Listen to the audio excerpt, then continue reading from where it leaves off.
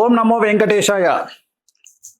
చాలా ముఖ్యమైనటువంటి ప్రిడిక్షన్స్ను ఇవ్వాలి అనుకుంటున్నాను. చాలా రోజుల తర్వాత చాలా చాలా చాలా చాలా సంచలనాలు, చాలా ఉపయోగకరమైనటువంటి ప్రిడిక్షన్స్, రెమెడీస్ చెప్పాలనుకుంటున్నాను. కారణం, ప్రపంచం పుట్టినప్పటి నుండి మాకు బుద్ధి తెలిసినటువంటి సమయం నుండి గురువు అతిచారంలోకి వెళ్ళడం ఒక రాశి అనేటువంటి తెలుసు, కానీ గురువు 3 రాశులలో అతిచారం చేయడం, అతిచారం అంటే అతిచరం అంటే ఎక్కువగా ప్రయాణించడాన్ని అతిచారం అంటారు, దాన్నే అతిచరం అంటారు. సో జనరల్గా చాలా దేశాలలో లేదా మన దేశంలో చంద్రుడికి సంబంధించి సవ్య అపసవ్య, సూర్యుడికి సంబంధించి జరిగేటువంటి రాసేటువంటి పండితులు మాత్రమే ఉన్నారు.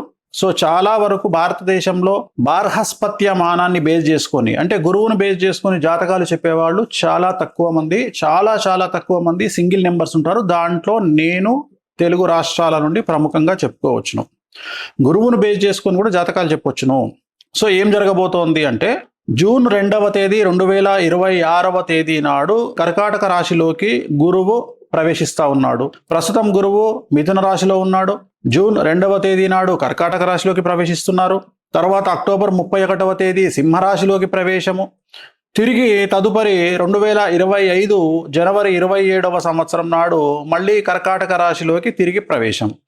అంటే ఈ సంవత్సరము 3 రాశుల్లో గురువు యొక్క ప్రభావం ఉండబోతా ఉంది.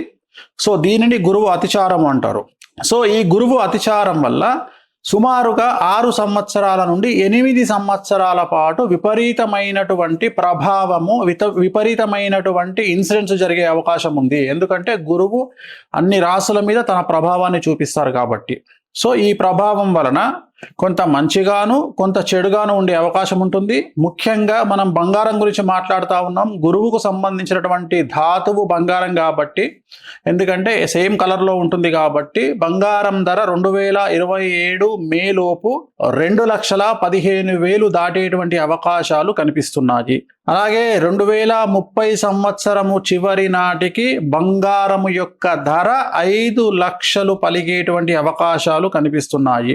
సో 2026వ సంవత్సరంలో బంగారము మరియు వెండి ఎవరన్నా వీటి మీద ఇన్వెస్ట్ చేయాలనుకుంటే చాలా అనుకూలమైనటువంటి సంవత్సరంగా భావించాల్సి ఉంటుంది.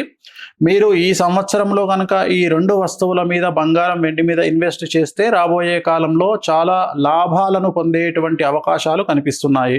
అలాగే అమెరికాకు సంబంధించినటువంటి అతి ముఖ్యమైనటువంటి విషయము, 50 రాష్ట్రాలను కలిగి ఉన్నటువంటి అమెరికా దేశము, సంయుక్త రాష్ట్రాలు కలిగినటువంటి అమెరికా దేశంలో 2 నుండి 3 రాష్ట్రాలు బయటికి వచ్చేటువంటి అవకాశాలు కనిపిస్తూ ఉన్నాయి.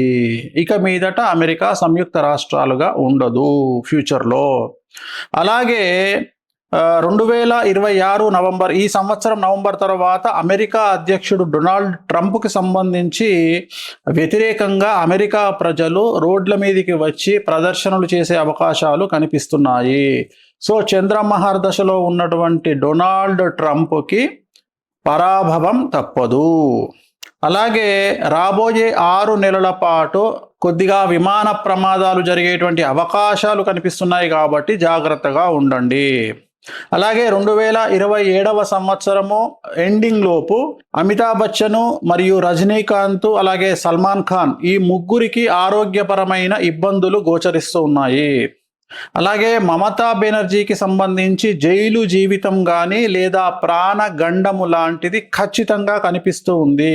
అలాగే తమిళనాడు ముఖ్యమంత్రి విజయ్కి తీవ్రమైన సమస్యలు, స్త్రీమూలక ఇబ్బందులు, అలాగే తమిళనాడు రాష్ట్రంలో 2027 తర్వాత కానీ ముందు కానీ తిరిగి ఎన్నికలు జరిగేటువంటి అవకాశాలు ప్రస్ఫుటంగా కనిపిస్తూ ఉన్నాయి. ఇంకొక ముఖ్యమైనటువంటి విషయం, భారతదేశానికి పాకిస్తాన్కు మధ్యన యుద్ధం వచ్చేటువంటి అవకాశాలు గోచరిస్తూ ఉన్నాయి. అన్నిటికంటే సంతోషకరమైన వార్త, పాక్ ఆక్రమిత కాశ్మీరు భారత వశం అయ్యేటువంటి అవకాశాలు కనిపిస్తూ ఉన్నాయి. ఇంకొక ముఖ్యమైన సంచలనమైనటువంటి విషయం ఏమిటంటే, అమెరికా, ఇరాన్, చైనా ఈ 3 శత్రు దేశాలుగా ఉన్నటువంటి దేశాలు మిత్ర దేశాలుగా మారి భారత్కు వ్యతిరేకంగా పనిచేసేటువంటి అవకాశాలు ప్రస్ఫుటంగా కనిపిస్తూ ఉన్నాయి. అలాగే రూపాయి చాలా భారీగా పతనమయ్యేటువంటి అవకాశం ఉంది. 2030 లోపు డాలర్ మారకం విలువ అంటే రూపాయి విలువ 130 రూపాయలకు చేరువలో ఉంటుంది. 2028వ సంవత్సరంలో భారతదేశంలో విపరీతమైన ఆహార ధాన్యాల కొరత అనేటువంటిది ఏర్పడే అవకాశం ఉంది.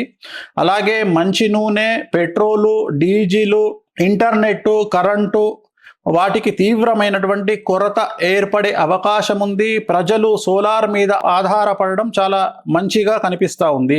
భారతదేశంలోని ఒక ప్రముఖ వ్యక్తికి సంబంధించిన మరణం వల్ల దేశంలోని జనాలు రోడ్ల మీదకి వచ్చే పరిస్థితి గోచరిస్తూ ఉంది. సో అలాగే అతి ముఖ్యమైన విషయం, భారతదేశాన్ని ఆర్థిక మాంద్యం ప్రబలించబోతా ఉంది. అలాగే 2030లో రోహిణీ నక్షత్రంలోకి శని ప్రవేశం వల్ల అమెరికాను మరియు భారతదేశాన్ని అతిపెద్ద భూకంపాలు బాధించేటువంటి అవకాశాలు కనిపిస్తున్నాయి.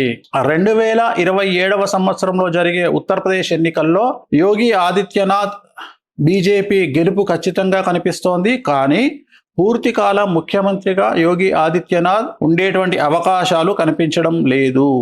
అలాగే ప్రస్తుత భారతదేశ దశాచిత్రంలో కుజ మహర్దశ మరియు నరేంద్ర మోడీ గారి జాతకంలో చంద్ర మహర్దశ నడుస్తూ ఉంది. సో కుజుడు చూపించేటువంటి ప్రభావం భారతదేశం మీద కనబడతా ఉంది. ప్రస్తుతం భారతదేశ దశాచిత్రంలో కుజ మహర్దశ నడుస్తోంది. కుజుడు చూపించేటువంటి ప్రభావం చాలా తీవ్రంగా కనబడుతోంది భారతదేశం మీద. భక్తికి సంబంధించి, ధార్మిక కార్యక్రమాలకు సంబంధించి, ఉత్సవాలకు సంబంధించి, అలాగే ఉత్తరాఖండ్ రాష్ట్రానికి సంబంధించి, కేదార్నాథ్, బద్రీనాథ్ ఉండేటువంటి ప్రాంతాలకు సంబంధించి తీవ్రమైనటువంటి వరదలు కనిపిస్తూ ఉన్నాయి ఈ సంవత్సరము. అలాగే ఈ భక్తి ప్రాంతాలలో జల ప్రళయము లేదా ఏదైనా విపరీతం జరిగి జన నష్టం అనేటువంటిది కనిపిస్తూ ఉంది.